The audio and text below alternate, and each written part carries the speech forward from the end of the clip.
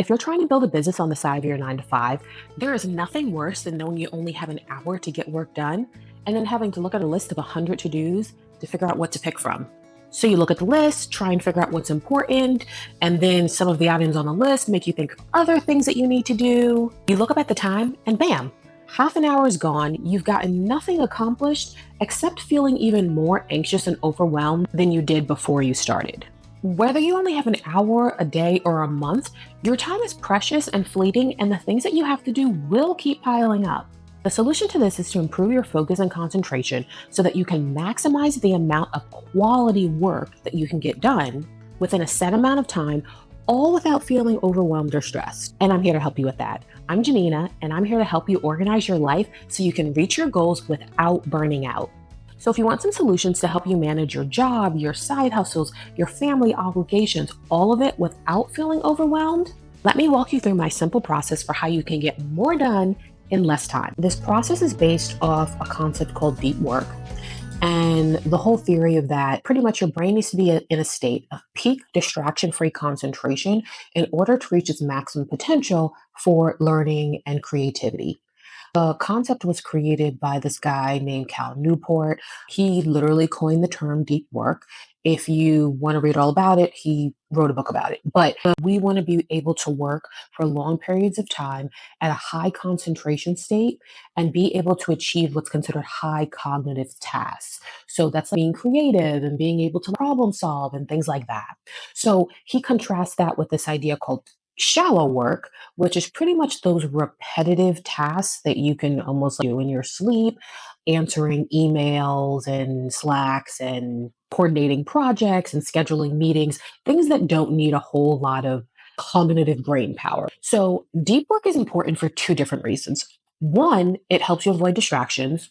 And two, it helps you rewire your brain so you learn harder things faster, which is pretty much you get more done in less time. And this is important because one, you get quality work done in a shorter period of time because let's face it, we don't have unlimited amounts of time. And we want the work that we do to be good quality. But the other reason is that it actually feels good.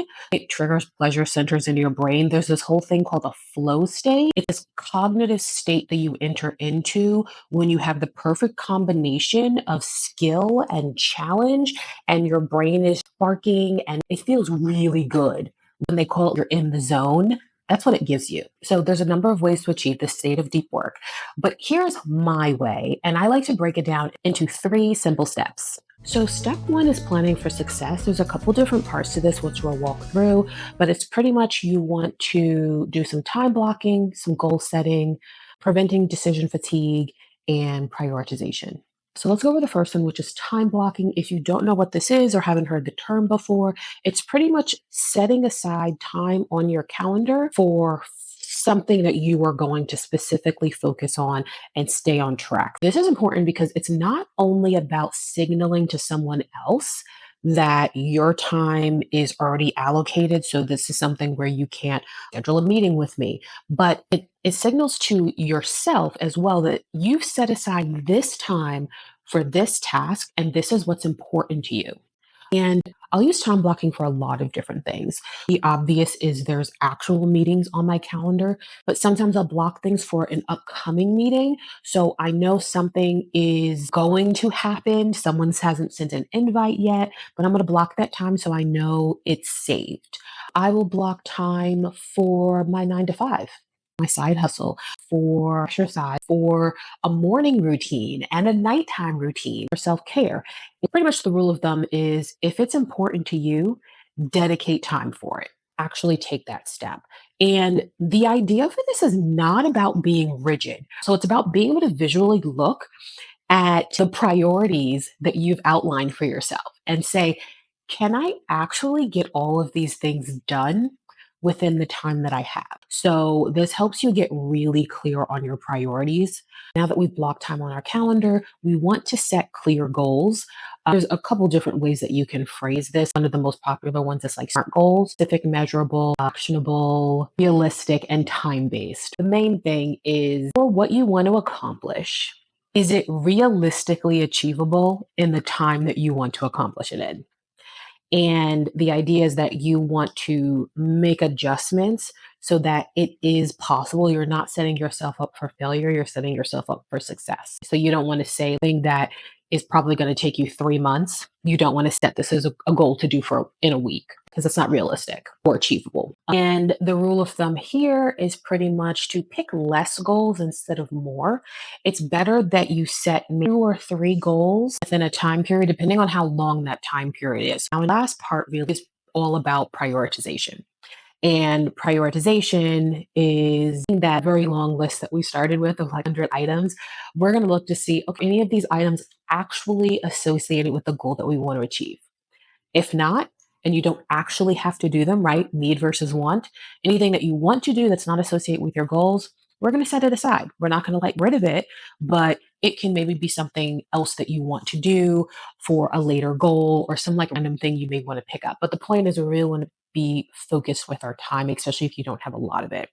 Once you have your list of to-dos that is goal focused, you mark those as high, medium, and low priority. So if you think about it like this, high, I need to do this today. Medium, I want to do it today, but if I have to push it to tomorrow, that's okay. And then low would be something like, I want to do this. I don't actually have to do this, but it would be nice. Okay, so we've already achieved step one, which is planning for success. We've blocked our calendar, we set our goals, and we've removed decision fatigue by prioritizing our tasks. Step two is getting in the zone. And we're going to do this in 2 ways. One, we are going to eliminate distractions, and two, we are going to utilize the Pomodoro Technique. So, first thing, eliminate distractions. So, our goal here is to create a distraction free work environment so it's easier to stay focused and to concentrate. And honestly, there's always ways to achieve it. So, I think one of the big things that I'm always about is not having a limiting mindset. Don't allow your circumstances to put limits on what it is you are able to achieve. Let's break this down in terms of clearing your mind, clearing your digital space, and then clearing your physical space. So, clearing your mind. The thing that I really like to do with this one is to write down all of the things just kind of floating around in my head at the time that's going to stop me from being able to focus. So, this is those free floating thoughts. Oh, I really need to pick up detergent from the store, or oh, I just thought of a really great idea. Just grab a post-it, grab a notebook, just write all of those things down, place it somewhere where it's easy for you to find. And that way you're not having to use your mental space to remember all of these free floating, disconnected ideas that are just going to distract you. So we've cleared our mind. Let's clear our physical space. One thing you can do is if you're in a place where you're working from home and you've got your family around at the same time, designate a space in your house that's like your office space. It's certainly not a room for me. It's like a desk in my living room. But when I'm there, that is my workspace. And if you have family around, just letting them know when I'm at this space, I need you to respect that and pretend like I'm in the office. I'm not available for you to randomly ask me a question. So you just want to set those expectations with the people in your life. It can feel awkward at first, but honestly, they love you. They want you to succeed. So, other things that you can do, you can use noise canceling headphones. You can go to private workspace, go to a library. Consider utilizing that resource. If it's in your local neighborhood, it's quiet and it's free. So, that's two pluses. Let's clear our digital space. So, that's taking care of two things. So, one, it's turning off your notifications. There's nothing worse than you trying to concentrate and you just hear little ding from your phone, or if you're like me and I've got Apple products everywhere, your phone goes off and then your iPad goes off. And then you've got messages going off on your Apple Watch. We want to put our devices on do not disturb. Most devices have some form of this, calling it turning off notifications or putting it in do not disturb, putting your phone in focus modes. The other thing that you want to do for clearing your digital space is to close out any unnecessary tabs or programs. I don't know about anyone else, but when I typically open up my laptop at the beginning of the day, I have 50 million Chrome tabs open and then several different Chrome windows. Close out tabs that you don't need. If you actually still want to save the tab though, there are a couple different extensions. I use one called One Tab. It'll save it by a date time folder and you can find it by that, which is really helpful. Just clear your workspace so you don't look at it and automatically feel overwhelmed. The second part is Pomodoro Technique. And the whole idea is that you have these focused blocks of work broken up by short breaks. A 25-minute work block followed by a 5-minute break block. Repeat this 4 to 5 times. And then at the end of that last work block, instead of you taking like a 5-minute break, you might take like a 15 or 20-minute break. This is something that I will utilize depending on the kinds of tasks that I'm doing. Remember, we were talking about getting yourself in that flow state. This is typically not something I'm going to utilize on tasks that I know is going to put me in a flow state. Like there are some things that you're just excited and interested with, you're not going to feel tired and it's not tedious for you. So, one of the things that I really like to do is create like Notion templates. And I geek out over planning and productivity products. That's just who I am. If I have an idea for a Notion template, I am not going to work for 25 minutes and then stop to take a break. That's just going to take me out of the flow state. So I'm just going to work. And I know once I'm done and I start to feel a little bit tired, start to feel a little bit unfocused, that's when I'll choose to take my break. If you're someone else and you are not as excited about a Notion template as I am, if this is something that you have to do, then definitely utilize the Pomodoro technique. Work for 25 minutes and then take that 5-minute break, and that 5-minute break is your reward. That is it for step 2. Now let's move on to step 3, which arguably is one of my favorites. It is all about keeping calm. So when we were in step 2, we started talking about the Pomodoro technique and how it's having 25 minutes of work and then a set amount of time of breaks. There are scientific reasons for why it's really important to take breaks. Breaks are crucial for if you're trying to remain productive without burning out, especially when you have so many things that you need to get done. When you're working for long periods of time and experiencing this deep work, which is what it is that we want to achieve, your brain gets exhausted. Your prefrontal cortex is working in overdrive, so you need a break to calm it down.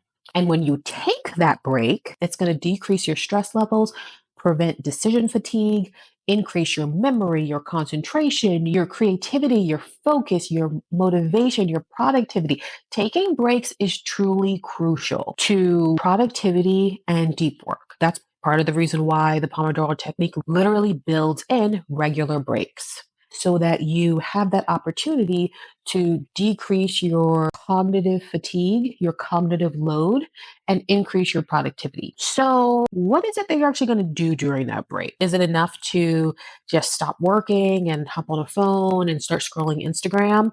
No, that is not what you want to do. There is such a thing as good breaks and bad breaks. So, an example of a bad break would be something like scrolling Instagram. It's not going to help decrease your decision fatigue. It's actually going to continue to overwhelm your brain. So that's something that we don't want to do. We want to take what's considered good, effective breaks. So that would be something like going for a walk, making yourself a healthy snack, taking a power nap, meditating, having some quiet time, deep breathing, doing something creative like drawing, or hopping on the phone with a friend. All of those are really good break activities that's going to help you feel more energized when it's time for you to go back to work.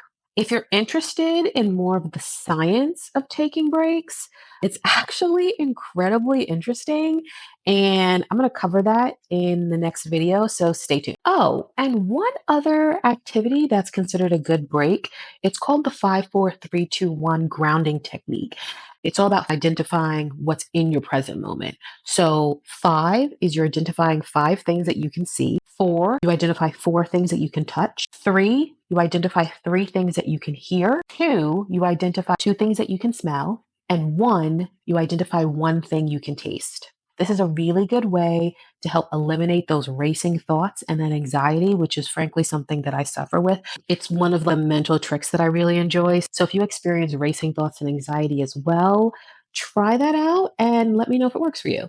Hopefully, this 3-step process, plan for success, get in the zone, keep calm, helped give you a good framework for how to achieve maximum focus and concentration during the time that you've carved out for work, or at least gave you some good ideas for techniques that you can start to incorporate into your own routine. Thank you for watching this video.